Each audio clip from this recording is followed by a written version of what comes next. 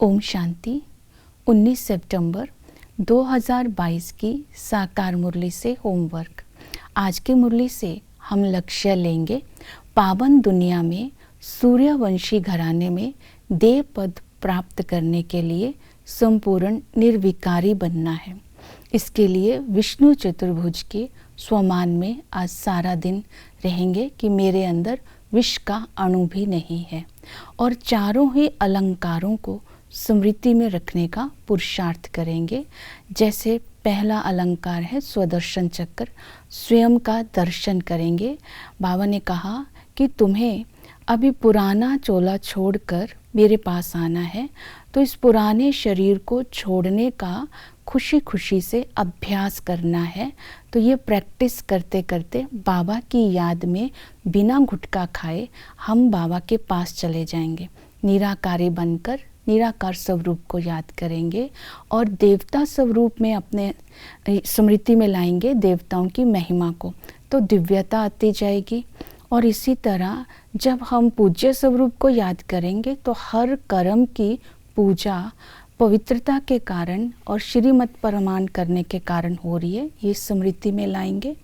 जब ब्राह्मण स्वरूप को स्मृति में लाते हैं तो मैं ब्रह्मा मुख वंशावली हूँ, अपने ब्राह्मण जन्म की विशेषता को स्मृति में लाते सहज योगी और पवित्रता की धारणा करते जाएंगे। क्योंकि ब्राह्मण बनते ही जन्म भी श्रेष्ठ है, कर्म भी श्रेष्ठ है, धर्म भी श्रेष्ठ है। तो इसका आधार है पवित्रता और सत्यता। ये रॉयल्टी मेरे संस्कारों में आती जाएगी।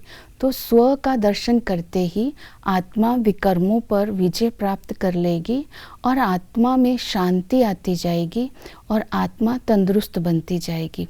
दूसरी विधि बताई है कमल धारणा। कमल की धारणा मतलब पवित्रता की धारणा। दूसरा अलंकार कमल है।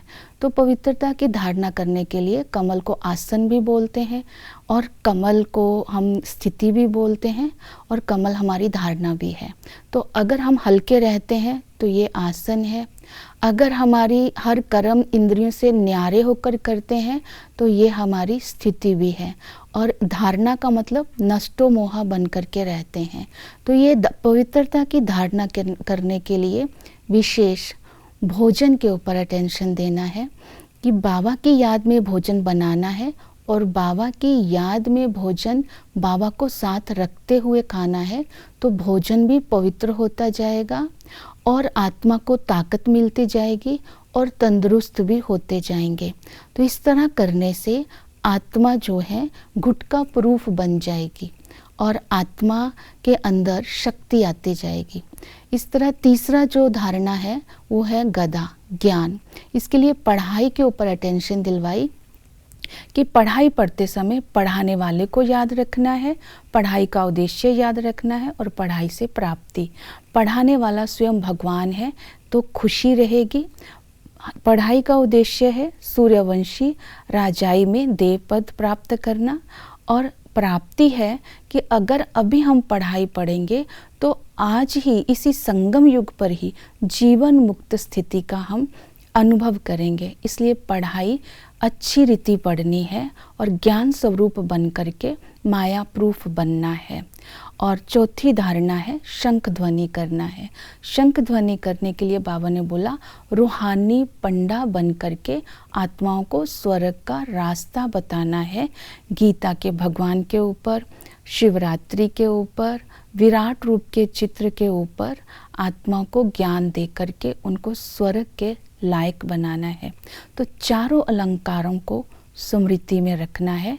तो जब ये स्मृति होगी तब हम डबल लाइट फरिश्ता बन जाएंगे, अर्थात हम विघ्न विनाशक बन जाएंगे और संपूर्ण निर्विकारी बन जाएंगे।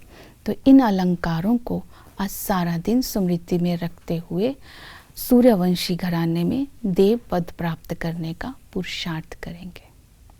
ओम शांति।